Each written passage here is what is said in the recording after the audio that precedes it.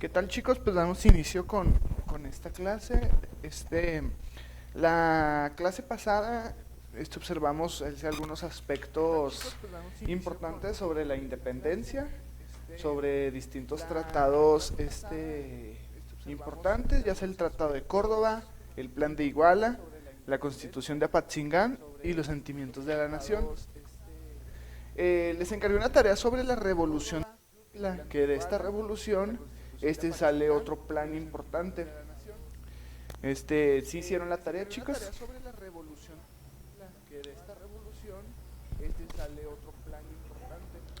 A ver, dime, ¿en qué consistía la revolución de Ayutla? Lo que yo A ver, dime, encontré ¿en qué fue consistía la revolución de Ayutla? insurgente originado en el estado de Guerrero en el año de 1864. Ujú. La revolución comprende tanto el conflicto armado propiamente dicho como las intervenciones de Juan N. Álvarez e Ignacio Comonfort. Ah, ok, perfecto. Sí, exactamente. Hay que conocer que este movimiento lo inició el general Álvarez en marzo de este año. Desconocía a Santana mediante el plan de Ayutla. Aquí estamos observando el descontento que tenían los insurgentes en contra del presidente, que era Antonio López de Santana. Hay que saber también que, pues, como lo vimos la clase pasada, Antonio López de Santana pues no solo era un mal gobernante, sino que ni siquiera era buen político, y aparte, él era un general. Entonces él empezó a llevar a México a batallas pues sin sentido. Empezó a perder muchos adeptos, y empezó todo el descontento social. Entonces es por eso que empezó como un movimiento insurgente para la revocación de Santana, en pocas palabras. ¿Alguien más investigó otra cosa referente a esto? Por ejemplo, ¿quiénes participaron? Ya que nos dijeron de Ignacio Comonfort y Juan Álvarez. ¿Pero alguna otra persona que haya participado en esa revolución? ¿Pero alguna otra persona que haya participado en esa revolución? Juan N. Álvarez e Ignacio Comonfort. Ah, muy bien. Y también, pues más adelante también lo constituyó Melchor Ocampo en este lapso de tiempo. También él entró en este periodo. Es por ello que el plan de Ayutla, esta revolución de Ayutla de 1854 se hizo pues para destituir a Antonio López de Santana. Entonces se creó el plan de Ayutla. Este plan fue un pronunciamiento político proclamado por Adrián Florencio Villarreal. ¿Sí? Es una de las personas más importantes dentro de los liberales. Juan Álvarez e Ignacio Comonfort también ayudaron a esta proclamación.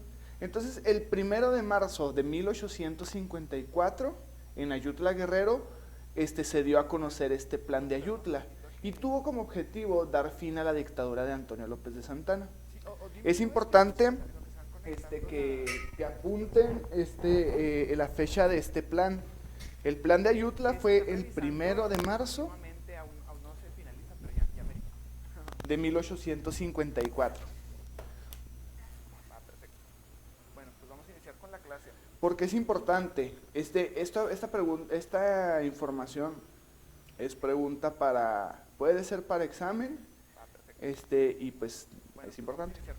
Porque no viene tan detallado aquí en la guía. Entonces pues es importante que también lo tengan claro. El 1 de marzo de 1854 dio a luz el plan de Ayutla, ¿sí? Y tuvo como objetivo dar fin a la dictadura de Antonio López de Santana.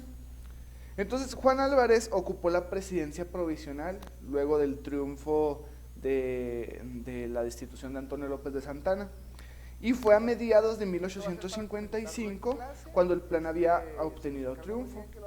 ¿Sí? Entonces Juan Álvarez fue el presidente provisional, pero se vio en medio de grandes presiones, tanto de personajes radicales liberales como Benito Juárez. Aquí hay que conocer que primero eran insurgentes y tenían pensamientos progresistas, pero no tan liberales. Entonces estos insurgentes se vieron afectados por el Partido Liberal, y el Partido Liberal era formado por Benito Juárez y Miguel Lerdo de Tejada. Como parte de los conservadores, el general Álvarez renunció y su cargo lo ocupó Ignacio Comonfort. Entonces, Ignacio Comonfort era por parte de los conservadores, ¿sale? Y Benito Juárez era por parte de los liberales, ¿sí? También estaba Lerdo de Tejada. Entonces, Miguel Lerdo de Tejada y Benito Juárez, bajo el gobierno de Ignacio Comonfort en el año de 1855, obtuvieron una balanza política que se inclinó al Partido Liberal y empezaron a apoyar a Benito Juárez y a Miguel Lerdo de Tejada, bando que había sido triunfante en la Revolución de Ayutla. Hacia el mes de febrero se instaló en el Congreso Constituyente, pues lo que es se integró el Partido Liberal al Congreso Constituyente, porque ya estaba como un movimiento social. Hay que conocer que este movimiento político estaba como un movimiento social, pero no tenía todavía la validez del Congreso Constituyente. Entonces se integraron pues una de las personas más radicales, entre ellos estaba Juárez, Lerdo de Tejada, Melchor Ocampo, José María Iglesias, Francisco Zarco y entre otros. Entonces pero estos son los principales, ¿sí? Si gustan también apuntarlos: Lerdo de Tejada, Benito Juárez, Melchor Ocampo, José María Iglesias y Francisco Zarco. ¿Sale? Entonces, el 5 de febrero del siguiente año estuvo completamente redactada la nueva constitución que Ignacio Comonfort promulgó. A esta constitución fue jurada el 5 de febrero del año mencionado y estableció las garantías individuales de los ciudadanos mexicanos, así como la libertad de expresión, la libertad de asamblea y la libertad de portar armas. En ese tiempo era libre la aportación de armas.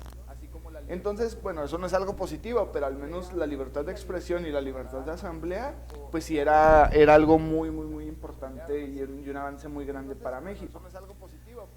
También eliminó la prisión por deudas civiles, la forma de castigo por tormento, incluyendo la pena de muerte. Se abolió la pena de muerte, las alcabalas y las aduanas internas. También ciertos artículos fueron contraídos a los intereses de la Iglesia Católica. ¿Sí? Aquí es donde entra la enseñanza laica, la supresión de fueros institucionales y la enajenación de bienes raíces por parte de la misma. El Partido Conservador se opuso ante estas dictaduras de esta nueva constitución, puesto que la promulgación de la Carta Magna por el Partido Liberal, a consecuencia se inició la Guerra de Reforma. Entonces, ahorita vamos a hablar sobre la Guerra de Reforma. Las pugnas entre liberales y conservadores se prolongaron por la Segunda Intervención Francesa y por el establecimiento del Segundo Imperio Mexicano. Entonces, ya 10 años más tarde, la República restaurada, la Constitución tuvo vigencia y en todo el territorio nacional se vio como un periodo de paz antes de todos estos sucesos. Después de todos estos sucesos. Entonces, la Guerra de Reforma fue la guerra civil conservadores y liberales y tuvo fecha de 1858 a 1861. ¿Sí? Fue la guerra civil o la guerra de reforma. ¿Sí? También es importante tener ese dato con nosotros, pues es un tema bastante importante dentro de la historia de México, porque aquí es donde ya empieza a dar paso a lo que fue la Revolución Mexicana. Fíjense, desde entonces son los antecesores de la Revolución. Entonces, estas pugnas se prolongaron tanto, y sus antecedentes fueron, una vez que se derrocó la dictadura de Antonio López de Santana en 1856, Ignacio Comonfort, pues como ya lo comentamos, ocupó esta presidencia, pero fue un periodo muy corto. De acuerdo a lo establecido del Plan de Ayutla, se convocó el Congreso Constituyente el 16 de octubre del mismo año, con la final de establecer una sede en Dolores Hidalgo. Entonces, bajo el gobierno de integrado por los más radicales que ya mencionamos. La Constitución de 1857 contenía 128 artículos. Entre sus postulados, pues sobresalen los antes mencionados. También establecieron de una república representativa, democrática y federal. Se consolidó la estructura tripartita entre el poder ejecutivo, depositado en un presidente por 4 años, y un vicepresidente. Cargo otorgado al ministro de Justicia de la Nación. El poder judicial fue cuando tuvo más poder. Estaría presidido por quienes harían pues ya. En esa constitución se integró el presidente y el vicepresidente.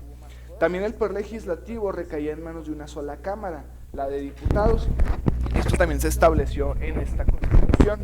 Entonces empezó un periodo de organización, pero también había mucho descontento entre dos bandos, y son los bandos que mencionamos ahorita, los liberales y los conservadores. Entonces, tal es el caso que el presidente de la República y la Suprema Corte de Justicia sean designados por una elección popular. Entonces aquí ya empieza el periodo de la democracia, ya no había dictaduras. Entonces, los derechos del hombre a igualdad y libertad, la libertad al comercio, a la conciencia, a la imprenta y a la enseñanza. Es decir, que pudieran aprender y pudieran pertenecer a cualquier culto, a cualquier religión, a cualquier estado o estrato social. Aún seguían muchas injusticias y muchas discriminaciones, pero al menos ya existía un texto que decía lo contrario. También la soberanía nacional, que se emana del pueblo y reside originalmente en él. También la federación quedaría integrada por 24 estados y el territorio de Baja California. Sí, el territorio de Baja California también se tomaría como un estado. Antes y después de entrar en vigor la Constitución de 1857, se aprobaron importantes reformas liberales. Estas complementaron el poder legislativo del Congreso. Estas leyes que se incorporaron al régimen liberal vigente, fue el Plan de Ayutla, que antes mencionamos, y que por otro lado afectaron intereses políticos, sociales y del clero. Fíjense, aquí ya estaban afectando directamente al clero. Entre las principales reformas liberales de este entonces que se encuentran son la siguiente: la Ley Juárez de 1855, la Ley Lerdo, la Ley del Registro Civil, o Ley Iglesias, y bueno, estas 3 leyes son, digamos, de las más importantes que instituyeron los liberales. Por ejemplo, la Ley Juárez de 1855 suprimió los tribunales especiales y fueros de militar y eclesiástico. De esta forma se cancelaban antiguos privilegios del origen colonial que todavía después de la independencia subsistieron en México durante décadas. Es por eso que aquí, digamos que Benito Juárez era masón. Entonces esta logia ha tenido mucho auge en el gobierno mexicano y en en varios gobiernos a nivel mundial. Entonces, ¿qué pasa? Benito Juárez, al pertenecer a esta logia, incitó e inició y dio paso a meter un poco de su doctrina. Entonces, tal es el caso de esa doctrina, de que no es que estén en contra de la iglesia, sino son pensadores libres. Entonces, estos pensadores libres empezaron a proclamar y a meter leyes específicas. Entonces, esta ley pues cancelaba antiguos privilegios de origen colonial que todavía después de la independencia subsistieron en México durante décadas. Y fíjense qué importante, porque aquí separaron ya lo que es la iglesia del gobierno. Aún no estaba separada al 100%, pero ya había leyes que estaban dando de qué hablar referente a eso. Bueno, la ley Lerdo era la desmortalización de propiedades pertenecientes y corporaciones civiles. Esto era para los campesinos en contra de los religiosos, ya que el decreto expedido por Miguel Lerdo de Tejada en junio de 1856 puso en circulación los estancados capitales del clero, reactivaron la producción agrícola, pero instituyeron el latifundio laico, y siendo las bases para despojar a su patrimonio social a miles de campesinos. Es decir, aquí ya la iglesia estaba perdiendo su poder. Ellos ya no tenían el derecho de decir que, o sea, que ciertas propiedades eran exclusivamente de ellos. Entonces, aquí pasamos a lo que es la ley del registro civil. ¿Qué decía esta ley? Bueno, principalmente esta ley entró en vigor en enero de 1857 y puso bajo la administración del Estado la tramitación de asuntos de la vida civil, como son el registro de nacimiento, matrimonios y defunciones. ¿Para qué nos sirvió esto? Esto nos sirvió principalmente para tener un orden, para tener un estándar o una medición de cuántas personas nacieron, de cuántas personas han casado, han contraído matrimonio, y así tenemos este censo que nos puede servir como base para hacer distintas cosas. Es decir, ok, ya sabemos que hay tantos matrimonios jóvenes que acaban de tener un hijo, entonces vamos a enfocarnos con nuestros procesos o con nuestras programas para aumentar la cultura, pues de que se ha enfocado al cuidado de las familias, que se ha enfocado al cuidado de los niños. Entonces ya empezaban las propagandas referente a eso.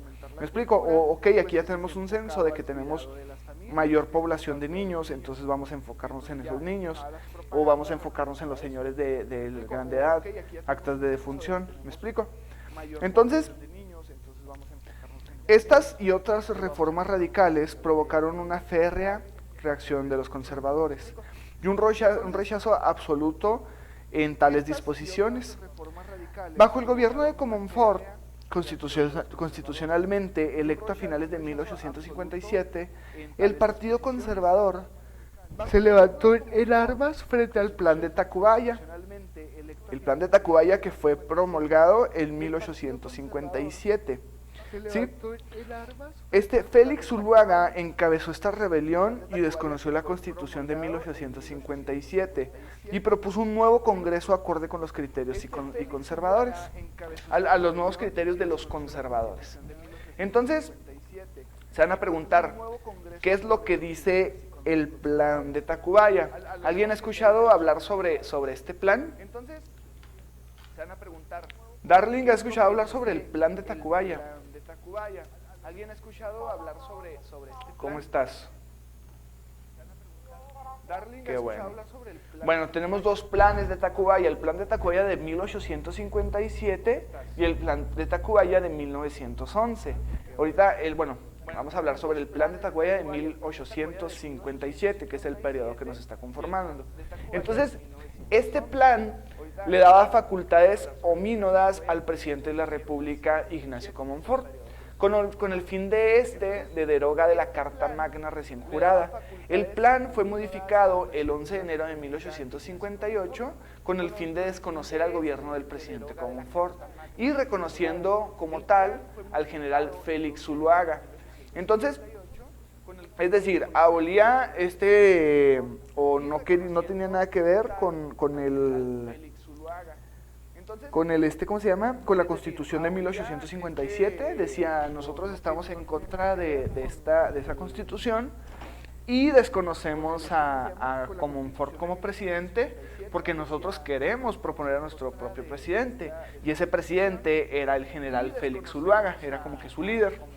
Entonces, el triunfo de los liberales en 1861 permitió a Juárez imponer las reformas y la Constitución liberal en 1857. Entonces, a pesar de que tuvieron el Plan de Tacubaya y empezaron a darle los conservadores, pues al fin y al cabo perdieron. Entonces, hasta 1861 permitió a Juárez imponer las reformas y la Constitución liberal de 1857. Este periodo de guerra de reforma se pudo sintetizar en la siguiente información que les voy a proporcionar. Bueno, principalmente hay que conocer que los principales involucrados fueron Benito Juárez, Miguel Lerdo de Tejada, José María Iglesias, Félix María Zuluaga, ¿sí? Y Comonfort, ¿sí? Son los principales. Entonces, en esta información, por ejemplo, la Guerra de Reforma, que fue del 58 al 61, el bando liberal era encabezado por Benito Juárez y el bando conservador por Félix Zuluaga, ¿sí? Las características principales del bando liberal, pues principalmente carecía de recursos económicos y experiencia militar. Eran los que representaban al pueblo, a la sociedad, ¿me explico? Entonces, precisamente estaba formado por campesinos, por maestros, o sea, por gente de media o baja estrato social, entonces, y económico. Entonces, carecían de recursos económicos y experiencia militar, se apoyaban en la aplicación de la Constitución, dictó las leyes de reforma y procuró la modernización política y económica de la nación, implantó el Estado laico. A pesar de que eran de carencia de recursos económicos, tenían mentes brillantísimas y mentes muy preparadas. No quiere decir que no tuvieran educación o que fueran puros campesinos, sino sí había personas muy preparadas. Incluso pues el presidente Benito Juárez, que era una persona muy preparada. Entonces, los recursos que estos implantaban, ambos bandos firmaron tratados con otras naciones. Pero por ejemplo, en el bando de los conservadores, una de sus características, pues tuvo el apoyo económico, político y moral de la Iglesia. Los conservadores, como querían seguir, valga la redundancia, seguir conservando el poder de la Iglesia en la nación, pues era muy evidente el apoyo que tenía la Iglesia para con los conservadores. Entonces imagínense el poder de la Iglesia apoyando a un bando, o sea, pues era un poder muy fuerte, porque pues la Iglesia ya estaba muy instituida en todas partes de México, en las escuelas, en el gobierno, en las dependencias políticas. Entonces pues sí era muy difícil la prueba que se les presentó a estos liberales.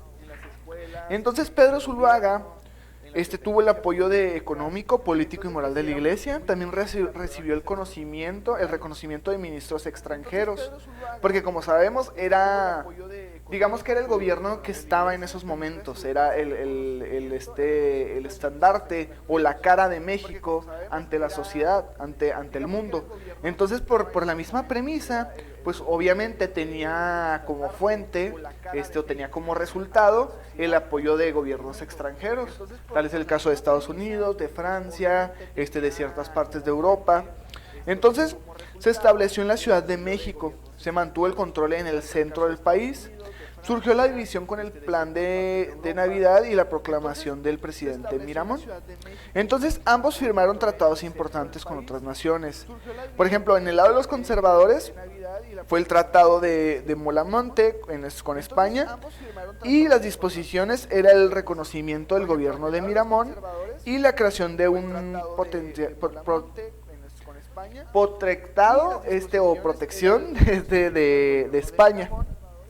Entonces tal es el caso de los liberales, el tratado del Melchor Ocampo con Estados Unidos y las disposiciones entre el libre tránsito por el istmo de Tehuantepec y la frontera norte. También a la posibilidad de intervenir militarmente en México.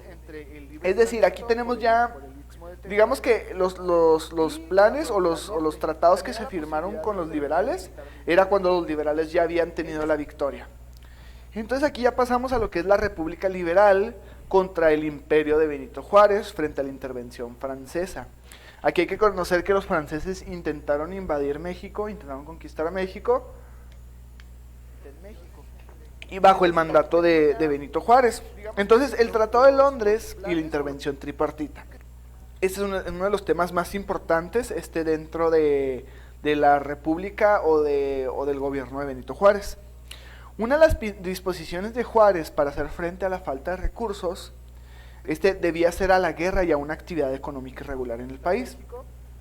Es importante conocer que este Tratado de Londres era para la intervención de Estados Unidos de manera militar. Es decir, Estados Unidos podía ingresar a México con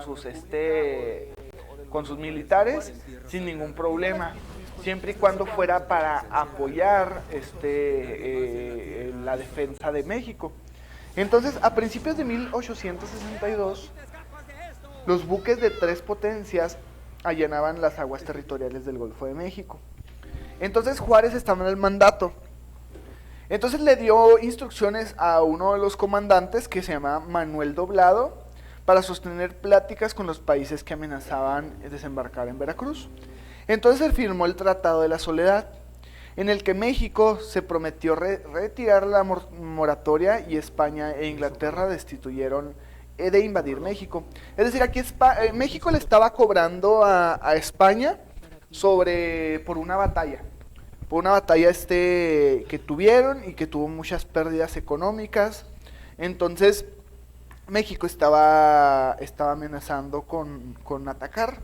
Entonces lo que hicieron estas potencias fueron mandar buques de guerra a aguas territoriales de México.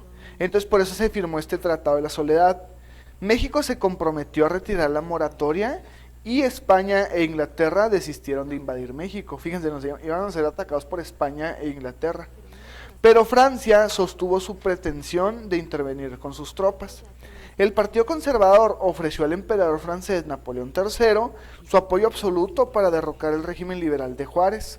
O sea, fíjense, ya estábamos mexicanos contra mexicanos aliándose con franceses. Entonces la intervención de francesa, ¿cuándo fue la batalla de Francia? Este sí es una fecha que casi todos conocemos. Darling, ¿sabes cuándo fue la intervención francesa? ¿O cuál fue la batalla de Francia? ¿Cuál fue la batalla del 5 de mayo? La batalla de Puebla. Exacto. Miren, pues la batalla de Puebla, que fue el 5 de mayo de 1862, consiste en que las tropas invasoras de Francia fueron derrotadas por el general Ignacio Zaragoza y sus lugartenientes Celestino Negrete y Porfirio Díaz. El triunfo mexicano incentivó al nacionalismo y a la confianza en la defensa de la soberanía nacional, pero con un ejército de 60,000 franceses y el apoyo de los conservadores, Napoleón III finalmente pudo apoderarse de México. Sí sabían que estuvimos bajo el yugo francés por un tiempo. El mariscal francés Elías Federico Fauré articuló la ocupación de nuestro territorio y promovió la integración de una junta de notables, en el que el Partido Conservador participó y se decretó la monarquía católica. Se ofreció al trono de Maximiliano de Habsburgo y a su esposa Carlota de Bélgica. Fíjense, de esta manera parecía que la alianza conservadora y Napoleón III resultaría satisfactoria para ambas partes, y que Maximiliano de Habsburgo podría garantizar dicho pacto, y una condición de Maximiliano era que los conservadores pudieran cumplir con su exigencia de aceptar al cargo del emperador solo si el pueblo de México lo veía con agrado. O sea, fíjense, ya estábamos otra vez regresando a una conquista, pero ahora una conquista francesa. Entonces, ¿qué fue lo que pasó? En mayo de 1864 se estableció la pareja imperial. Esta pareja imperial conformada por Maximiliano de Habsburgo y su esposa Carlota de Bélgica. Sí, en mayo de 1864. Entonces pronto surgieron graves desacuerdos entre Maximiliano y el Partido Conservador, que le retiró su apoyo cuando el emperador impuso criterios liberales como la libertad de culto y la expropiación de bienes clericales. Fíjense, al concluir la guerra, en 1866, el gobierno estadounidense lanzó un ultimátum contra Francia. Exigiéndole representar la soberanía mexicana, Napoleón III retiró su apoyo a Maximiliano con el argumento de que se requería a sus ejércitos para enfrentar tropas prusianas en la frontera de Alemania. Entonces, fíjense, estaba aquí ya un gobierno que casi conquistaba México, que era el gobierno de Francia. Entonces Estados Unidos dijo, ¿saben qué? Si no se retiran, pues vamos a invadirlos o vamos a tomar otras cartas en el asunto. Entonces Napoleón III, por miedo, dijo, ¿sabes qué, Maximiliano? Te quedas solo y ya me voy. Maximiliano primero perdió el apoyo de los conservadores, luego el de Francia. No pudo renunciar al trono y retornar a Austria porque su madre, la emperatriz Sofía, se lo prohibió. La caída del imperio fue inevitable. Conforme las tropas del ejército liberal mexicano recuperaban paulatinamente el territorio nacional, tras el sitio de Querétaro en abril de 1867, Maximiliano, apoyado por los generales Miramontes y Mejía, se rindió en espera de un indulto. Sin embargo, las tres fueron sometidos a un tribunal militar que los condenaron a muerte por atentar contra la soberanía de México y fueron fusilados en junio de ese año. Y es así como pasamos de ser liberales a ser conservadores, a casi estar en el yugo francés y luego pasar otra vez a ser liberales. Entonces aquí ya todo como que se estableció nuevamente a favor de los liberales. Y es cuando la república fue restaurada y se convirtió hacia una dictadura nueva que se denominó como el Porfiriato. Entonces, al terminar la segunda intervención francesa, con el regreso de Juárez al gobierno, inicia el periodo conocida como la República Restaurada. Entonces, esta abarcó los gobiernos de Benito Juárez y Sebastián Lerdo de Tejada, caracterizada por la civilidad y un proyecto de gobierno sustentado en la República. Aquí fue cuando México tuvo como un periodo de paz en el cual hubo muchos avances mentales, muchos avances sociales, muchos avances de despertar de conciencia, en el cual el triunfo de las tropas de la República significó para Juárez su consolidación como presidente de México.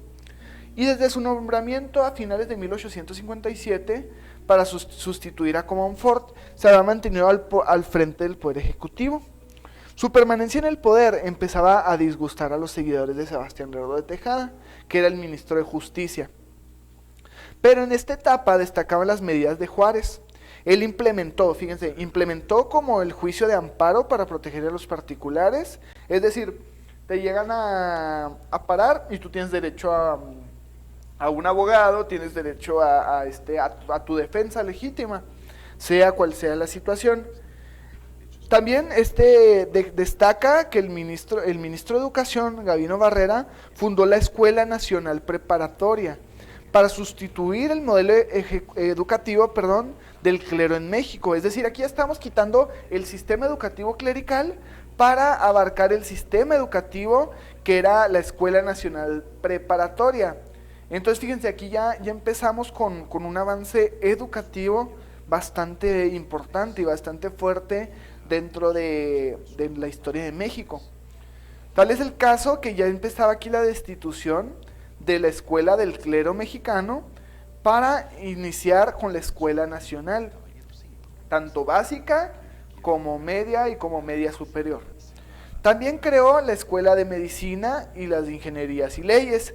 Fíjense, implementó las primeras universidades de medicina, ingeniería y leyes en México.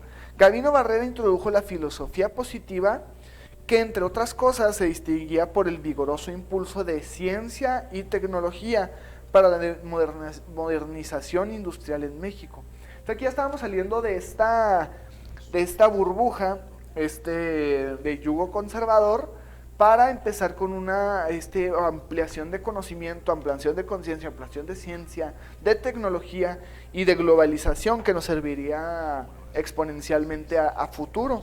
Entonces, en 1871, Juárez, mediante la reelección, se mantuvo como presidente de la nación, de un periodo de 1872 a 1877. Pero aquí ya es cuando empieza a entrar Porfirio Díaz. Porfirio Díaz se manifestó en contra y enarboló el plan de la Noria para encabezar un lanzamiento en 1861, el cual fracasó, pero fue hasta julio de 1872 cuando la muerte de Juárez dio pie para un cambio presidencial. Entonces se nombró como presidente o como primer mandato interino a Sebastián Lerdo de Tejada. A finales de 1857 pretende reelegirse Lerdo de Tejada, enfrentando una oposición iniciada por varios generales porfiristas, quienes reclamaron el plan de Tuxtepec. Para octubre de 1857, Porfirio Díaz ya estaba al frente del movimiento y se proclamó como líder del mismo. Entonces, lo proclamaron como presidente provisional y pronto logró derrocar a Lerdo y al ministro de Justicia, José María Iglesias, a quienes inclinamente el plan de Tuxtepec habían reconocido como vicepresidente. Entonces, el plan de Tuxtepec logró el triunfo a partir de la batalla de Tecuac, cuando el general Manuel González, bajo las órdenes de Porfirio Díaz, derrotaron a las tropas de Lerdo.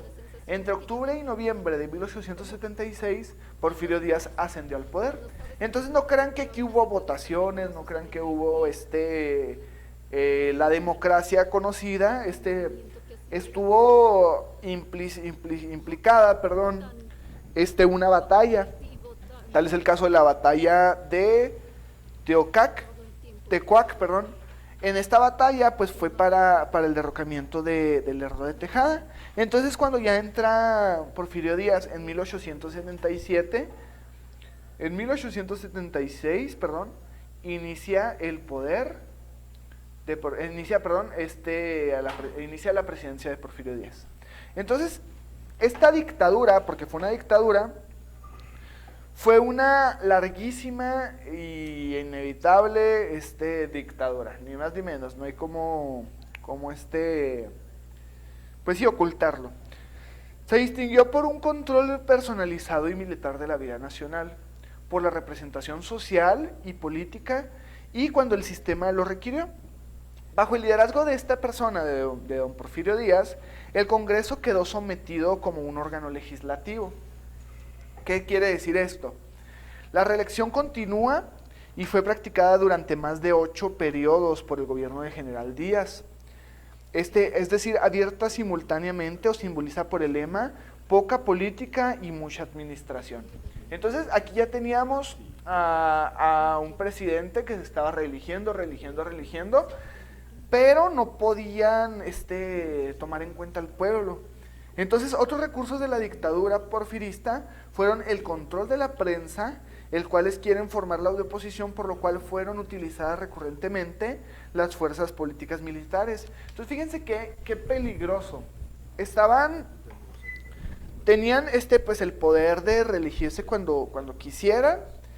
Aparte tenía el poder de la prensa, el poder de los medios de comunicación más importantes en esos tiempos, que no era la radio, era la prensa, era el periódico, eran las revistas, eran los panfletos que se repartían. Entonces, claramente, si había una noticia que no les gustaba a estos conservadores, empezaban a atacar a los liberales, entonces podían hablar puras mentiras, pero las personas se lo creían, porque es como ahorita con la televisión. Tristemente ahorita los medios de comunicación te enseñan o te muestran títulos muy amarillistas. ¿Por qué? Para que atrapen a los espectadores. Y muchos de esos títulos, muchas de esas noticias, pues no son verídicas al 100%, o les cambian, o les agregan, o les aumentan, o les minimizan, o simplemente los censuran. Entonces, se anuló también el federalismo, el proyecto político que el Partido Liberal había logrado consolidar en tiempos de la Reforma y de la Constitución de 1857. En lugar de gobernadores electos mediante votaciones, Porfirio Díaz aprovechó la estructura caciquil que existía en numerosas regiones del país. El dictador imponía y removía en los gobiernos locales a sus amigos y allegados. O sea, era una bola de corrupción enorme. Según su conveniencia, es decir, en todos los estados vecinos del gobierno de Porfirio Díaz, empezó a poner a sus cuates, a sus amigos, en el poder. ¿Para qué? Para que en el momento en que existiera una reelección, todos los líderes o gobernantes de ciertos estados estuvieran a favor para elegir a Porfirio Díaz como presidente. Porque no era votación, pero por medio de los gobernantes, no era votación por medio del pueblo. Entonces, la vida económica bajo la dictadura porfirista fue intensa y gozó de enormes inyecciones de capital. Gastaron muchísimo dinero, pero sí apoyaron a ciertas cosas. Empezaron a emprender mucho con el gobierno exterior, su sistema ferroviario moderno y la industria petrolera, así como la eléctrica y la enequenera, y de socios comerciales como Estados Unidos e Inglaterra. Entonces hubo un avance industrial bastante notable en México, que es algo que se aplaude y que se agradece y que es un avance que nos ha servido mucho en México para el bienestar de la economía. Tal es el caso que los principales socios comerciales fueron Estados Unidos e Inglaterra. También inyectó mucho a la industria petrolera y a un sistema ferroviario moderno. Entonces la industria se extendió en regiones como en el Valle de México, Veracruz, Morelos, Puebla, Querétaro, Michoacán, Jalisco y Guanajuato. La inversión de capitales extranjeros en esta frontera ascendió a 192 millones de pesos. Que hay que conocer que en ese tiempo los 192 millones de pesos que conocemos ahora no eran los mismos que en ese tiempo. Hay que conocer que en ese tiempo era muchísimo más dinero que lo que es ahora. Entonces, motivo por el cual se hizo necesario ofrecer concesiones muy ventajosas a la inversión foránea. Las compañías internacionales se apoderaron de recursos naturales del territorio mexicano y la fuerza del trabajo obrero y campesina.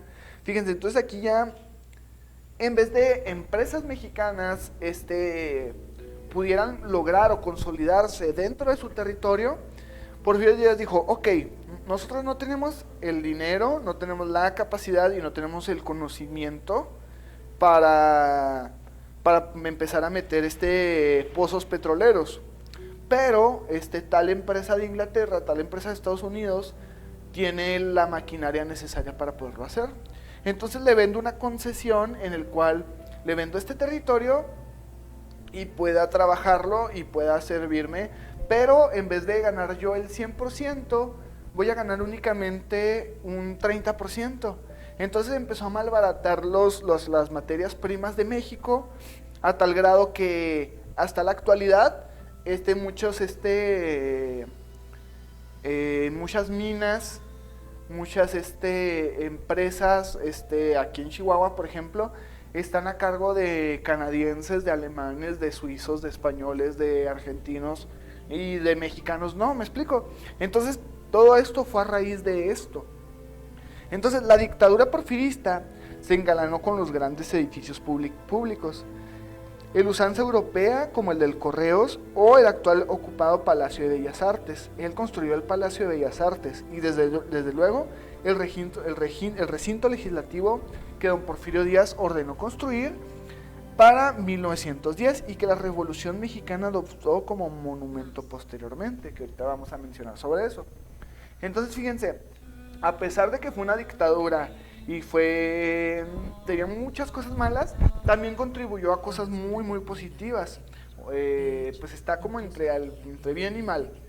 En cuanto a la educación pública, hubo iniciativas del Estado, que ahí estuvo súper bien, para establecer instituciones como la Secretaría de Instrucción Pública y Bellas Artes, ambas dirigidas por Justo Sierra, el más notable intelectual del régimen, quien se preocupó por una educación laica y científica. Fíjense, esto es bien importante, laico y científico.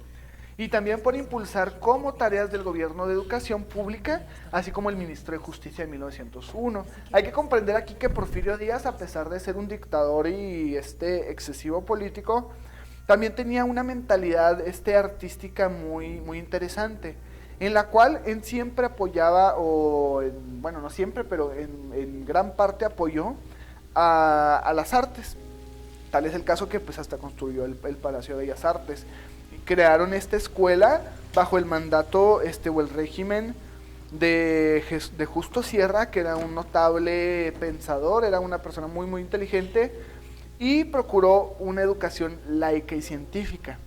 También para impulsar como tarea del gobierno de la educación pública, asimismo el Ministerio de Justicia de 1901 pues participaron para la fundación de la Universidad de México, la cual permanecería cerrada desde el imperio de Maximiliano, pero Porfirio Díaz hizo que se reabriera para pues empezar en el ámbito cultural.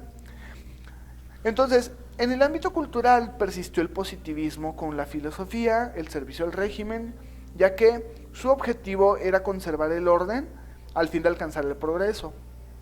Los aspectos culturales que destacan durante el porfirismo son los siguientes, digamos los más importantes.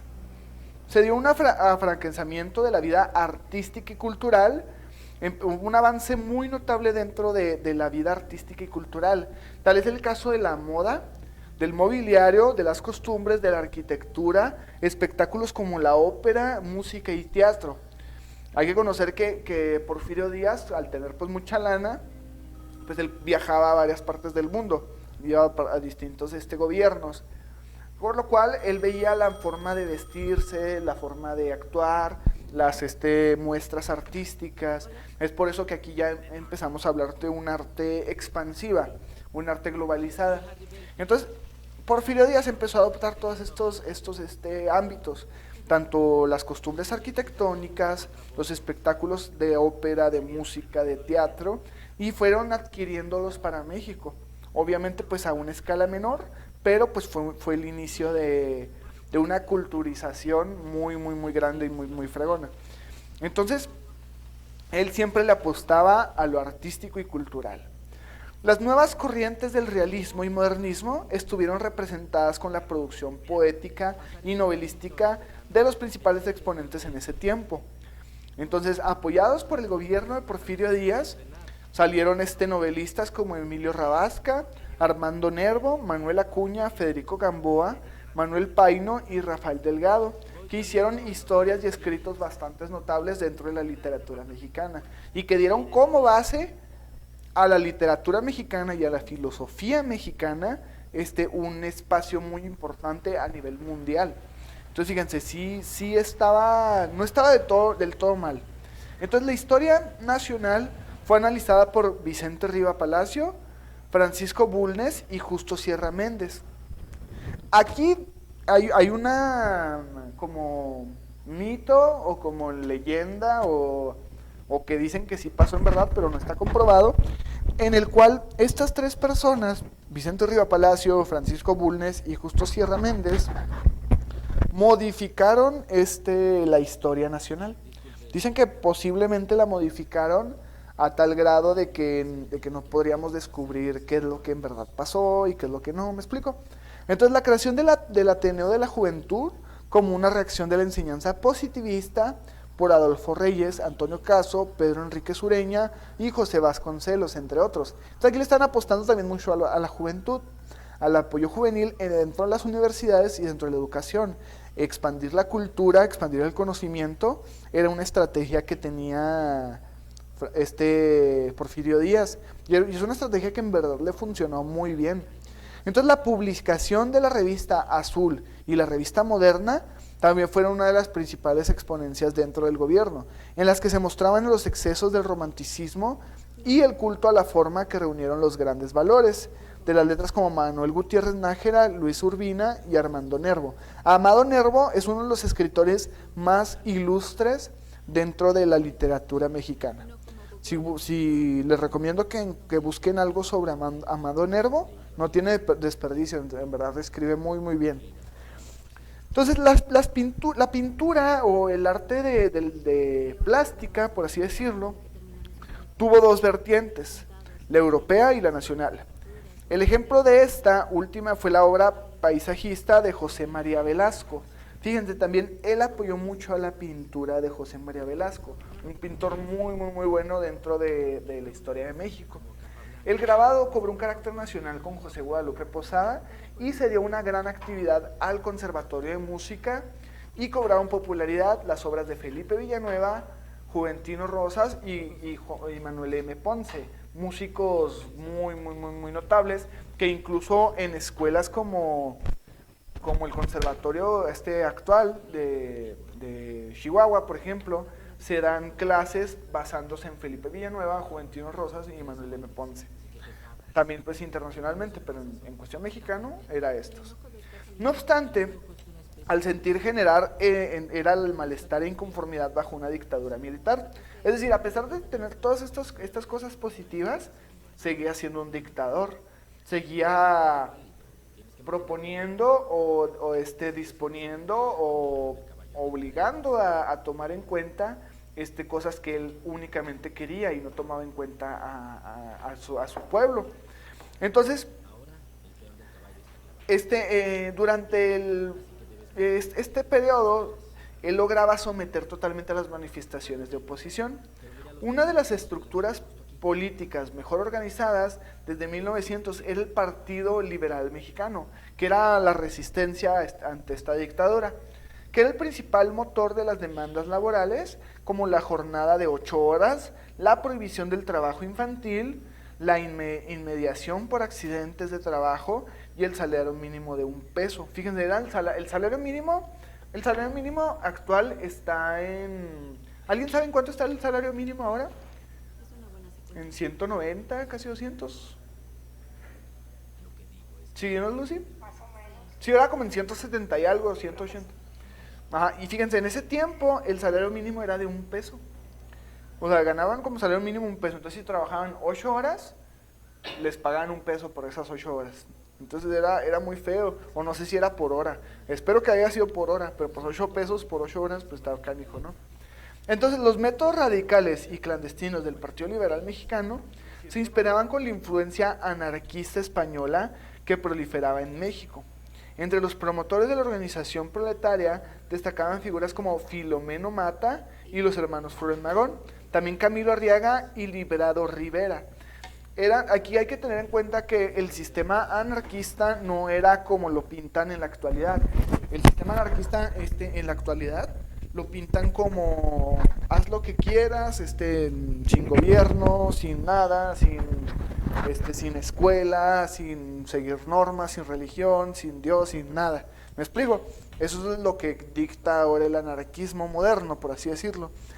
Pero el anarquismo antiguo era un sistema político en el cual se regían, sí, sin un representante, pero que todo el pueblo tomara las decisiones necesarias. ¿Me explico? Entonces, difundieron ideas de lucha sindical y criticaban al dictador y al gobierno de una manera muy, muy fuerte.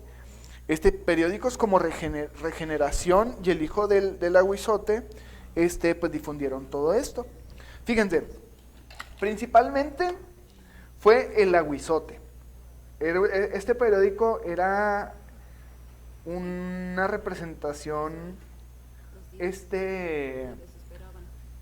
y una representación gráfica y literaria del gobierno de Porfirio Díaz, en el cual lo criticaban, ¿no? O sea, no era positivo para Porfirio Díaz. Entonces había todo este descontento social. Entonces crearon este periódico que se llama El Aguizote. Entonces, ¿qué pasó? El gobierno de Porfirio Díaz, ¿saben qué? Cancelenme ese periódico y quitaron El Aguizote. Entonces, estas personas, los hermanos Flores Magón, Filomeno Mata, Camilo Arriaga y Librado Rivera, dijeron, pues tengo una idea, para que todavía sea más evidente nuestro descontento, vamos a hacer otro periódico, y le pusieron El Hijo del Aguizote. Entonces, tiempo después, Porfirio Díaz dijo, ¿saben qué? Vuelvan a cancelar este periódico, El Hijo del Aguizote. Y hicieron El Nieto del Aguizote, y lo volvieron a cancelar, y luego le dijeron El Bisnieto del Aguizote, y lo volvieron a cancelar. O sea, y llegó como a cinco generaciones más. Ya después fue el tataranieto del Aguizote, y es verdad, está registrado y todo. Y se me hizo bien gracioso, y se me hizo una manera muy padre de mostrar el descontento social, de que aunque calles un periódico, pues va a salir mi voz, va a salir mi voz, va a salir mi voz, va a salir mi voz, y no vas a poder detenernos. Entonces aquí es donde ya empieza la Revolución Mexicana y sus antecedentes ante este desarrollo. Entonces, estos antecedentes y sus causas de la Revolución Mexicana iniciaron en el año 1906. En el año 1906 es cuando empezó este descontento. No empezó la Revolución Mexicana, pero empezó el Círculo Obrero de Libres Pensadores, cuya actividad se extendía a las principales zonas febriles del país. Ese mismo año se suscitó uno de los antecedentes de mayor impacto para la Revolución Mexicana, y fue la huelga de mineros en Cananea, Sonora. Hartos por la explotación que padecían los trabajadores, iniciaron el movimiento exigiendo una serie de demandas. Exigían como salario mínimo y la reducción de la jornada de trabajo. O sea, ni siquiera les pagaban el salario mínimo, y trabajaban más de 8 horas, entonces estaba horrible. La parte patronal consideró excesiva la petición de los obreros y se valieron de la represión armada, en el cual participaron tropas estadounidenses, por supuesto con autorización de la dictadura porfirista. Fíjense nada más. A principio de 1907 estalló otra importante huelga, que también fue uno de los antecedentes más importantes dentro de la Revolución Mexicana. Entonces, esta huelga se llamaba, fue de los trabajadores del Río Blanco en Veracruz, y era por motivos bastante similares. O sea, únicamente querían que les pagaran de perdida el sueldo mínimo, el salario mínimo, perdón, y que les bajaran en vez de jornadas de 12 horas o incluso más horas, a jornadas de 8 horas únicamente. O sea, lo que es. Entonces, por motivos similares, este movimiento se extendió rápidamente hacia otros centros fabriles en Puebla y Veracruz. Tras un dictamen oficial que ordenaba a los trabajadores retornar a su labor, sobrevino el uso de tropas federales para restaurar el orden. Es decir, no nos quieren hacer caso, pues otra vez les mandamos a los militares. Entonces, los antecedentes principales, uno de los principales fueron las huelgas, que fue la de Cananea y de Río Blanco, que fueron las principales. Los partidos de oposición, como el Partido Liberal Mexicano, el antirreeleccionista y la Constitución Progresista. Aquí ya estábamos apoyando ante un régimen o ante una idea de no reelección. Entonces, los movimientos de campesinos y obreros también fueron antecedentes importantes dentro de la revolución. El periodismo de oposición, que fue El Hijo del Aguizonte y Regeneración. La entrevista de Díaz Krellman. La entrevista de Díaz Krellman, fue una entrevista que se hizo para Estados Unidos, en la cual se dio a conocer, principalmente la entrevista de Díaz Krellman fue para un periódico que se llama El Imparcial, y publica Díaz Krellman un archivo en 1908. Esta entrevista se conoce concedida por el presidente Porfirio Díaz Mori al periodista canadiense radicado en los Estados Unidos, James Krellman, y fue el parteaguas que detonó la efervesciente política que mira hacia las elecciones de 1910. Empezó la revolución gracias a esta entrevista. Bueno, uno de los factores. Publicada en el número de marzo de 1908 de la revista británica Person Magazine, con el título Presidente Díaz, Héroe de las Américas. Ocupó 47 páginas de la edición y se reprodujo también en México. En primera instancia solo eran fragmentos. Entonces, en 1800, lo que desencadenó el descontento no fue la entrevista, sino fue el contenido de la entrevista. ¿Por qué? Porque ponían a Porfirio Díaz como el salvador de México, el héroe de América, que sí, sí ayudó mucho y sí hizo mucho, pero también está haciendo muchísimas cosas malas.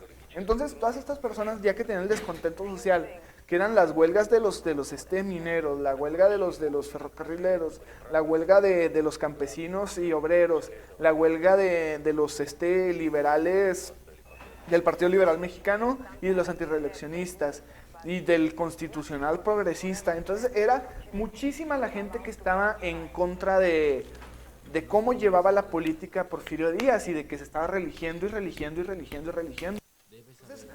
para eso era importante inmediata, y es por eso que se crean todos estos antecedentes. Y también, por ejemplo, el levantamiento en Puebla, encabezado por los hermanos Flores Magón, dieron parteaguas, y la campaña de Madero y su libro La sucesión presidencial de 1910. O sea, ya no queremos a Porfirio Díaz. También hubo causas económicas, políticas y sociales que dieron pie o dieron paso a la Revolución Mexicana. Por ejemplo, en las causas económicas estaba el latifundismo. El latifundismo, ¿alguien sabe qué es latifundismo? Darling, tú siempre participas. ¿Sabes qué es el latifundismo? No, la verdad no. ¿Tú, Lucy? Tampoco, profe. ¿Cassandra? No sé.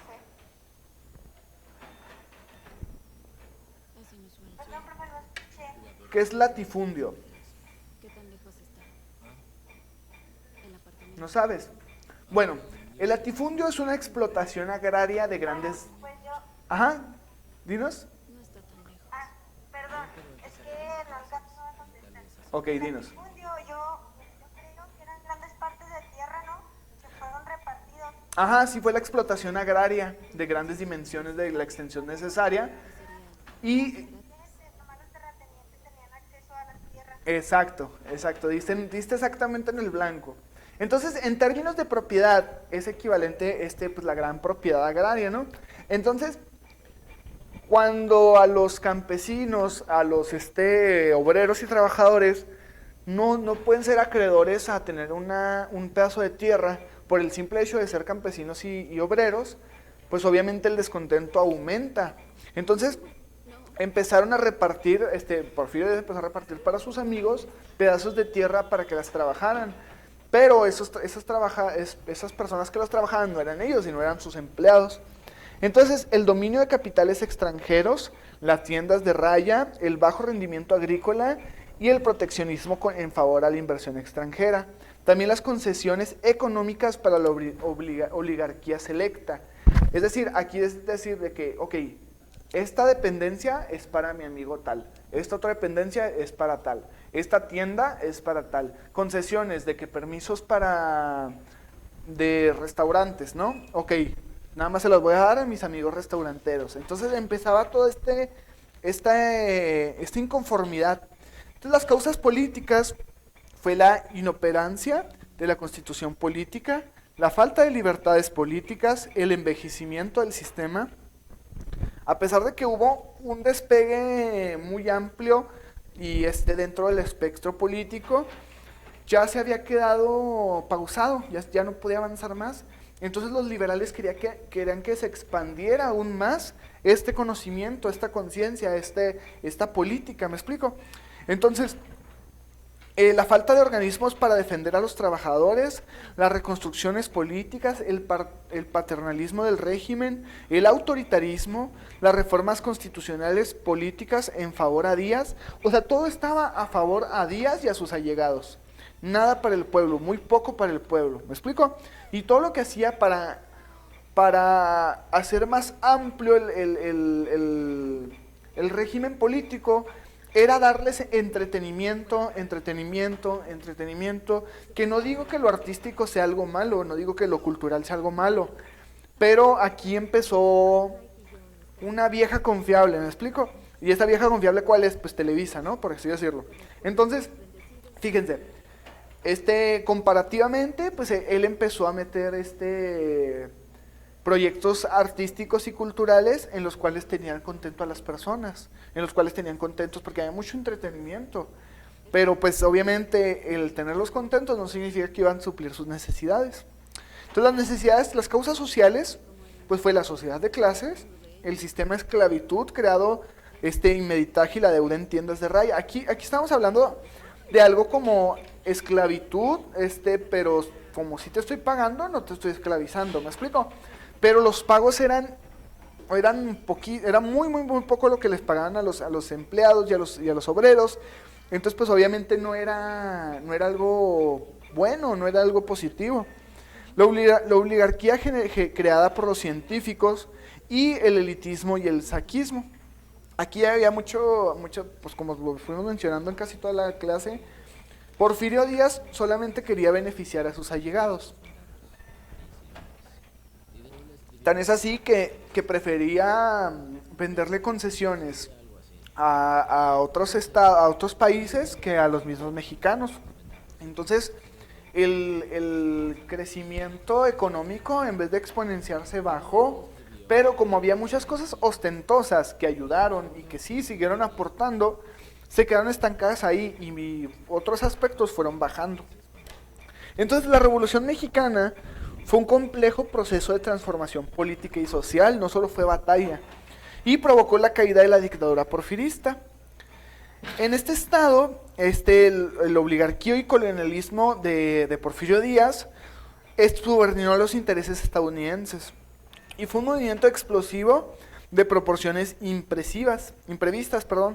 Más allá de las aspiraciones de los líderes políticos, el partido antireeleccionista eran como Camilo Arriaga y el caudillismo protagonizado por el propio Madero, Francisco Ignacio Madero, y el Plan de San Luis, elaborado por Francisco I. Madero en octubre de 1910. Estos planes simbolizan el inicio de la lucha armada, la defensiva del voto popular y el reparto agrario que Madero proponía.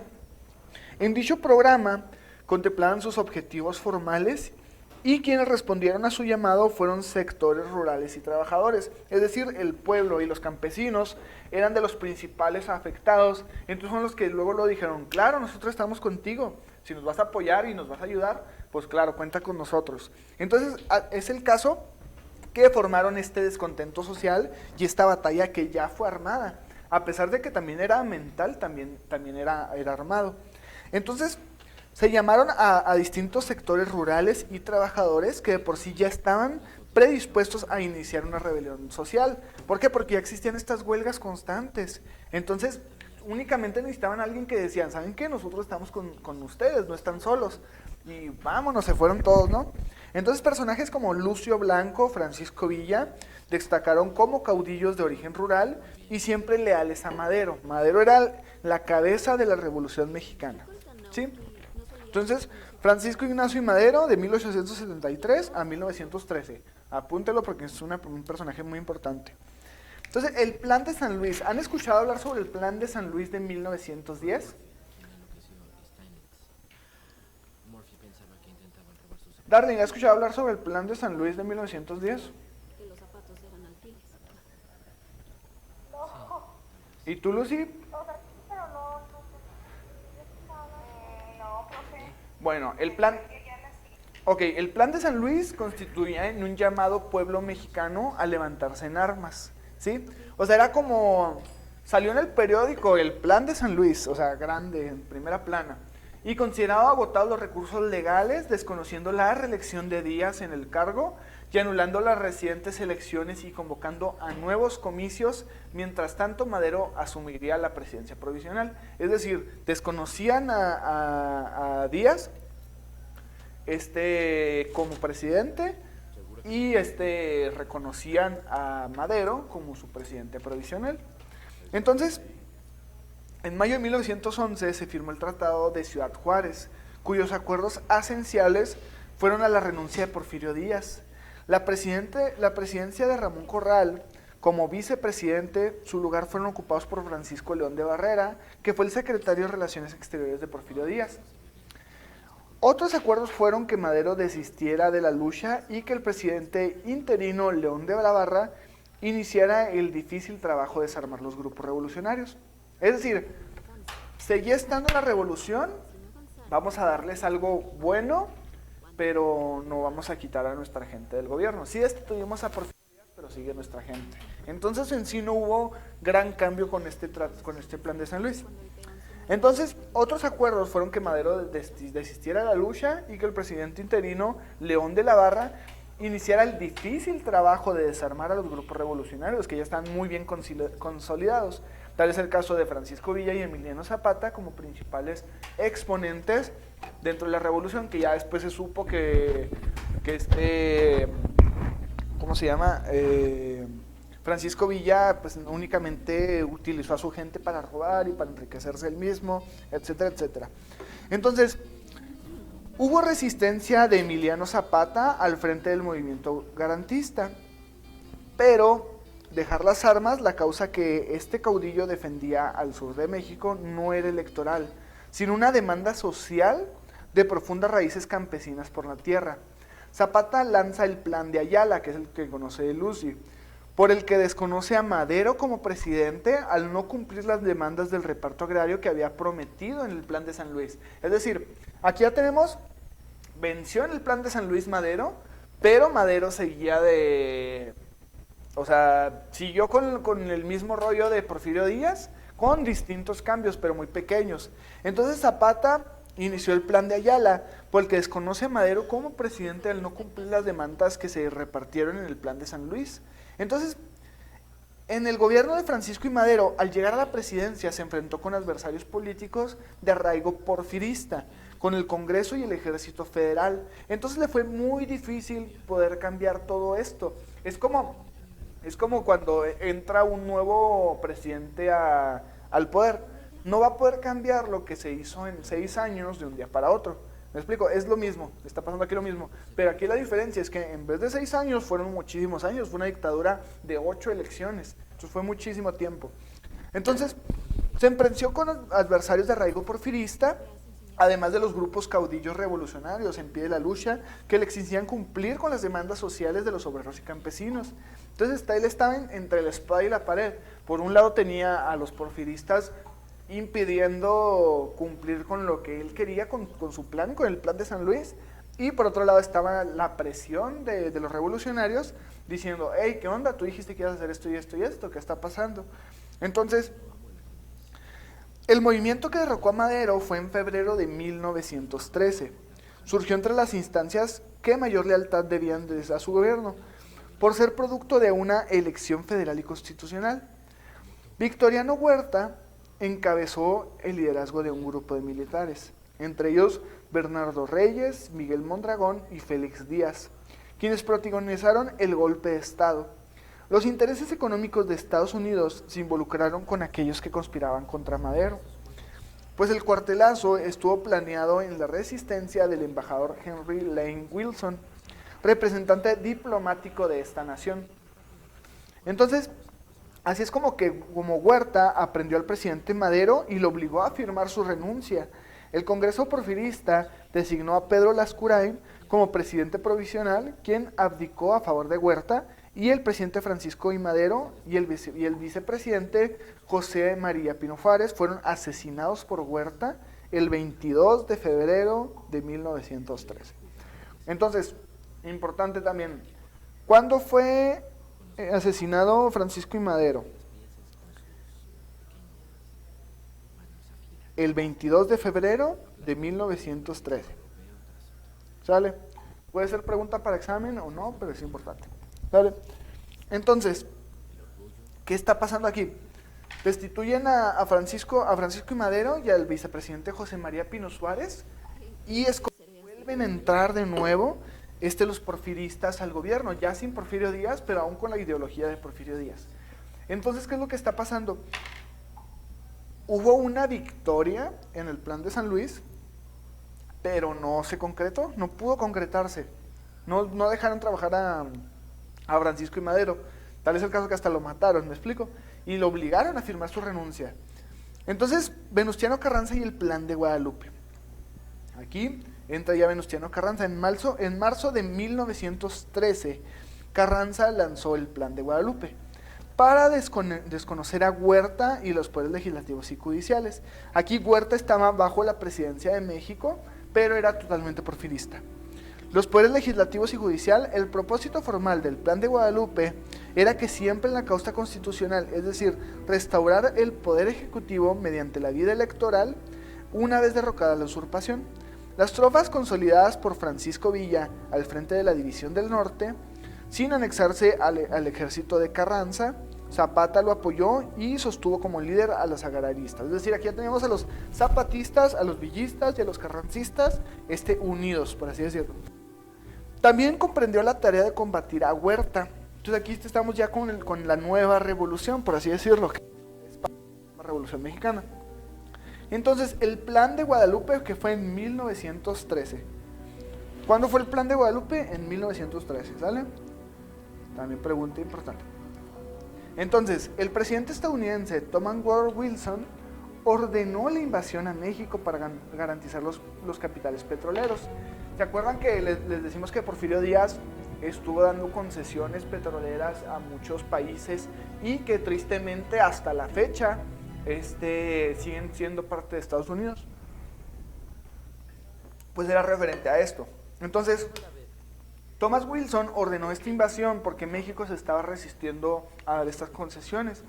Las otras industrias estadounidenses no se afectaron por causa de la lucha revolucionaria. Los caudillos que se unieron para derrocar a Huerta se confrontaron entre sí tras haberlo vencido. Venustiano Carranza asumió el poder ejecutivo de manera provisional, pero no obtuvo el reconocimiento de Villa. Tenía el reconocimiento de Zapata, pero no el de Villa, quien fue proclamado como jefe de la División del Norte. Zapata exigió a Carranza adherirse al Plan de Ayala como condición para reconocerlo como jefe de la nación. En octubre de 1914 se integró en convención tripartita de la Ciudad de México, como el propósito de entablar acuerdos de unidad revolucionaria que permitieron disolver las rivalidades caudillistas y consolidar un mismo rumbo para la nación.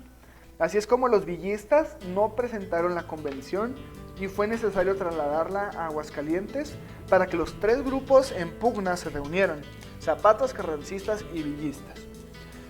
Entonces, la importancia que la convención tenía radicaba en que habría la posibilidad para que el movimiento revolucionario transitara hacia un pacto político y militar a favor de la vida nacional. Es decir, a ver, ya los tres pensamos de la misma manera, únicamente hay que ponerle un rumbo y hay que hacer unos escritos para consolidar y que todos estemos de acuerdo. Sin embargo, Carranza se trasladó a Veracruz, donde se proclamó otra vez jefe de la nación, mientras Villa y Zapata tomaban la capital, donde otorgaron la presidencia provisional a Roque González Garza. La fuerza obregonista se mantuvieron aliadas a Carranza. Entonces aquí estaba Carranza contra Villa y Zapata, ¿sí? Entonces, de la manera semejante a una torre de Babel, los intereses tan diversos y las rivalidades afloraron entre los bandos legisladores. Entonces aquí fue cuando la Constitución de 1917 dio lugar. El contenido de los artículos 3, 27 y 123 fue uno de los más importantes dentro de este régimen. Tal es el caso que el artículo 3 refiere a la educación pública como una tarea del Estado con características específicas, laica, gratuita y obligatoria. También el artículo 27 garantiza formalmente el patrimonio nacional sobre recursos naturales del subsuelo, los litorales y el espacio aéreo del país. También el artículo 123 funda las bases para legislar en una materia laboral, reconocimiento de los derechos, obligaciones entre los trabajadores y el patrón. Es decir, aquí estaban defendiendo y poniendo en práctica lo que estuvieron buscando, que se les diera atención y que se les diera un sueldo digno a los trabajadores y que no puedan trabajar más de 8 horas. Entonces, aquí empezamos a poner el régimen postrevolucionario, por así decirlo, como una consolidación en México. El gobierno de Venustiano Carranza se convocó en el Congreso Constituyente en 1916. Este político mexicano fijó la presidencia de los poderes federales en Querétaro. Mientras que se encontraba en Veracruz, Carranza expidió varias leyes: ley de la restitución y dotación de ejidos, ley del municipio libre y el decreto por la desaparición de las tiendas de raya. Ok, ¿alguien investigó o sabe qué es una tienda de raya? Oye, hemos estado yendo a la Unión Estudiantil a tomar cerveza y jugar ajedrez rápido. Bueno, profe, pues yo tengo entendido que la tienda de raya era como, Pensé en regresar a los dormitorios, leer tu pues libro. como un Ya lugar sabes, donde se les ejército. pagaba a los trabajadores que eran esclavizados literalmente porque trabajaban largas horas. ¿Te preguntó Les algo? pagaba pues muy poco. Exacto. Sí, o sea, digamos, eran tiendas donde los trabajadores podrían adquirir productos para su vivencia pues sí, para vivir. Entonces los patrones aprovechaban estas tiendas para recuperar todo el dinero gastado en sueldos. Entonces no les pagaban con dinero, les pagaban con mercancía. Entonces obviamente era una manera de esclavitud porque tú estabas haciendo eso. ¿Me explico? Entonces no te estaban pagando el sueldo que merecías y eran sueldos muy, muy, muy, muy pequeños. Y aparte decían, caray, pues nos debes tantas horas, bueno, pues te las descontamos. ¿Me explico? Entonces había una serie de injusticias. Entonces, ajá, sí, de hecho ahorita lo estamos comentando. No sabemos si era por hora o por jornada. Si era por jornada, pues estaba bien gacho. Si era por hora, pues de igual forma, 8 pesos diarios, pues está canijo. Entonces, obviamente, o sea, pues, conocer que que un peso en ese tiempo, pues era más, eran como unos, que sean 20 pesos, pero pues de igual forma es súper poquito. Entonces, en el primer presidente en ejercer la Constitución de 1917, correspondió experimentar los límites y alcances a nuestra Carta Magna. sus aciertos y contraindicaciones. Entre las principales dificultades que se presentaron dentro de este régimen se dan las presiones estadounidenses en torno del capítulo 20 del artículo 27 de la Constitución, ya que las compañías petroleras de dicha nación pugnaban para que no se afectara la aplicación de una nueva ley constitucional. Es decir, los estadounidenses tenían trabajadores mexicanos trabajando para su empresa, en la cual les pagan muy poco, y ellos estaban en contra de esta constitución, porque decían, ah, caray, no, pues ¿cómo les vamos a pagar más si solo son mexicanos? ¿Me explico? Entonces estaba muy feo este asunto. Entonces, casi al concluir el periodo constitucional de 4 años del presidente Carranza, Álvaro Obregón y el grupo sonorense de Adolfo Huerta instituyeron al presidente Plutarco Elías Calles. Desconocieron mediante el plan del agua prieta al gobierno de Carranza, quien se embargó y obtuvo apoyo de casi todas las fuerzas armadas de Venustiano Carranza. Partió en retirada hacia Veracruz, donde se proponían a resguardar el gobierno federal, pero fueron asesinados. El paso de Tlatelolco, Puebla, y se establecieron entonces el gobierno provisional en manos de Adolfo de la Huerta. Entonces aquí están creando planes y planes y planes y planes para iniciar con este, por así decirlo, descontento que seguía latente. Entonces Álvaro Obregón empezó por entablar un diálogo incluyente con los sectores obreros y campesinos, a los que puso bajo la hegemonía presidencial. Esta clave para el futuro del modelo corporativo mexicano. Ante las presiones estadounidenses por la no afectación de sus capitales en México, Obregón supo negociar el reconocimiento de su gobierno con la firma del Tratado de Bucareli en 1921. Así, a cambio de dicho reconocimiento internacional, México se comprometía a respetar la posesión del petróleo mexicano en propiedad de inversionistas estadounidenses, es decir, lo mismo, pero esto ya no le afectaba directamente a los trabajadores o a los empleados, pero pues sí ayudaba a que Estados Unidos no estuviera ahí, no se sintiera amenazado. Entonces, durante el gobierno de Plutarco Elías Calles, el régimen de Calles representa una etapa de incipiente institucional de la revolución signada por sus afanes civilistas. Calles estableció varias comisiones para imponer un orden. Era un político económico orientado a la inversión, por lo que le consolidó las finanzas públicas, a la creación de la Comisión Nacional Bancaria. Él inició todo este sector bancario, todo este orden bancario, en el cual pues hubo un orden económico muy bueno. Por lo mismo se le reconocía como un político económico. En septiembre de 1929 inauguró el Banco de México y la institución a la que Calles confirió el monopolio de la emisión de billetes. Hubo algo que también se llamaba Ley Calles. ¿Han escuchado hablar sobre la Ley Calles? Entonces, ¿no? ¿Sí, no, Lucy? ¿Uno más? Ok, para comentarles. La Ley Calles era oficialmente llamada la Ley de Tolerancia de Cultos. Fue una ley mexicana que fue expedida el 14 de junio de 1926, cuyo fin era controlar y limitar el culto católico en México. Esta ley fue elaborada durante el mandato del presidente Plutarco Elías Calles, antes mencionado, a quien debe su nombre, la Ley Calles. La promulgación de esta ley fue uno de los motivos principales para el inicio de la Guerra Cristera. ¿Han escuchado hablar sobre la Guerra Cristera?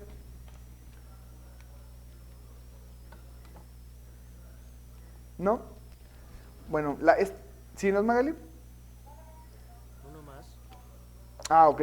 Esta Guerra Cristera era para fortalecer el modelo laico. El general Calles decidió reglamentar los artículos 3 y 130 de la Constitución y la política anticlerical de Calles. En parte, auspiciada por la Iglesia, estaba desconociendo los preceptos constitucionales, y en parte con una actitud radical del propio Calles, desvinó en un levantamiento armado que el clero impulsó a partir de 1926. Fue una batalla que se suscitó entre el clero y el gobierno, el clero y campesinos, el clero y mucha gente. Ahí les va por qué. No era del todo bien, se escucha muy bonito y anticlerical y todo, pero era algo pues un poquito más denso. Entonces, al sentir amenazados sus intereses, la Revolución Cristera se extendió por Jalisco, Colima, Michoacán, Guanajuato, Zacatecas, Querétaro y Aguascalientes, que fueron los lugares principalmente afectados, pero también suscitó aquí en Chihuahua. Y un pacto nacional con las consecuencias para la estabilidad y para el modelo corporativista. ¿Por qué estuvo mal o por qué hubo muchos aspectos muy negativos dentro de esta ley? Digamos que la libertad de expresión se abolió, la libertad de expresión se disminuyó, la de expresión ya estaba muy amenazada por este gobierno de Calles. Entonces, ¿qué pasaba? Si te veían rezando en la calle, si te veían portando un hijo visible, si te veían teniendo esta libertad de culto como peregrinaciones o algo así, existían multas. Entonces no podías con tu crucifijo, no podías estar rezando en la calle, no podías tener... Pero esto era exclusivamente a la religión católica. O sea, ya pónganse a pensar extendido, o sea, México, que es el país principalmente, que nuestra religión principal es el catolicismo, pero pues pónganse a pensar, o sea, si fueran cristianos, si fueran católicos, si fueran musulmanes, si fueran testigos de Jehová, si fueran cienciólogos, si fueran X, la religión, no les dejarían expresarse, no les dejarían portar algo, y si lo llegaras a portar, todavía te multarían, ni siquiera era de que era mal visto, ¿no? Te multaban, te metían a la cárcel e incluso te podían hasta fusilar, hasta ese grado llegó, y hubo mucha gente que fue fusilada durante la batalla cristera. ¿Por qué? Porque los cristeros ya empezaron con este afán de batallar, de pelear por sus derechos. Entonces ya la Calles dijo, ok, pues ahí les va la ley Calles. Entonces en esta ley era de que incluso si ibas a un culto, a una iglesia, a misa, era motivo de clausura, de meterte a la prisión o fusilarte. ¿Me explico? Entonces tuvo ahí algo bastante extraño. Entonces, hacia 1928, los seguidores de Obregón lograron que se modificaran los artículos 82 y 85 de la Constitución para permitir por segunda vez a Álvaro Obregón como aspirante a la presidencia de la República. La reelección obregonista suscitó nuevas contiendas y rivalidades nacionales. Todo esto mientras pasaba esto de la batalla o de la guerra cristera. No obstante, en junio de 1928, el Congreso declaró legal la reelección de Obregón. Álvaro Obregón fue asesinado por Rafael Toral durante un banquete de celebración realizado en San Ángel, al sur de la capital. También existió algo que se llama el maximato, ¿sí? Entonces, de tarea, investigar qué fue el maximato y en qué consistía, ¿sale? ¿Qué fue el maximato y en qué consistía? Entonces, el interino de Emiliano Portes Gil, que fue el presidente interino al tener la muerte de Obregón, asumió el mando de la nación en condiciones sumamente adversas. En el año de 1929 se analizaron los logros de Portes Gil entre diciembre de 1928 y a finales de 1929. Entonces, aquí ya teníamos a un México amenazado por Calles, murió Obregón, entonces estaba todo muy, muy dañado. ¿Por qué? Porque no podían ya ni siquiera rezar, no podían ir a las peregrinaciones, no podían cargar con sus crucifijos, y tomando en cuenta que México en esos tiempos y desde casi toda su historia, desde prehispánicos hasta la actualidad, son muy católicos, entonces el quitarles algo importante para ellos fue un punto de alerta grave.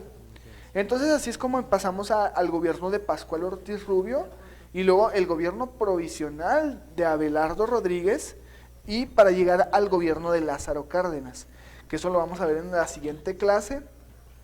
En sí, el gobierno de Pascual Ortiz Rubio fue muy corto, de 1930 a 1932. El gobierno provisional de Abelardo Rodríguez fue de 1932 a 1934, o sea, solo duraron 2 años su periodo. El de Lázaro Cárdenas, que ya fue uno de los más importantes y más ilustres mencionados, fue de 1934 a 1940.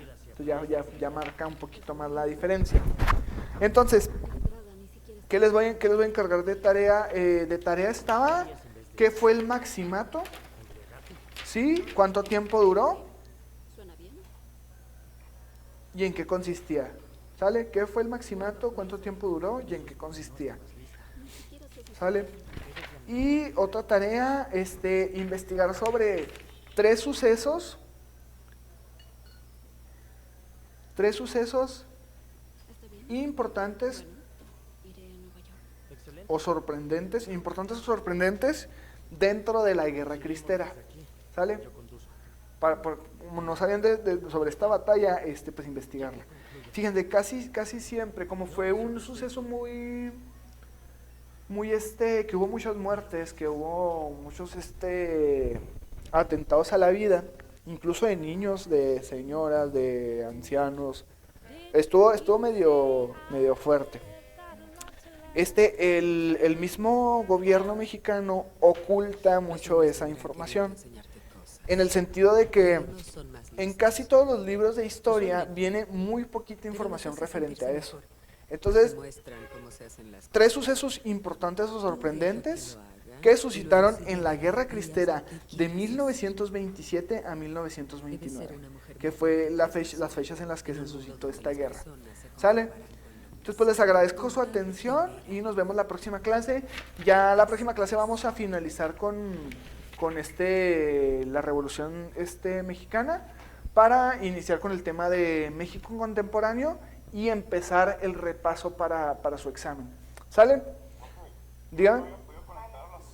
¿Qué suscitaron en la Guerra Cristera de 1920? Sí, no te preocupes, pues si tienes falla, pues acude al live de Facebook y ahí con gusto pues también te impartimos la clase. Pero si puedes, Adrián, conectarte para la próxima clase por medio de Zoom, si vas a poder. Sí, ya, pues ahorita ya me di cuenta que ya. Para iniciar con el tema de... Sale, pues súper bien para hacer la dinámica de participación. Sale, que también es importante. ¿Sale? Bueno, gracias a ustedes y nos vemos la próxima clase, chicos.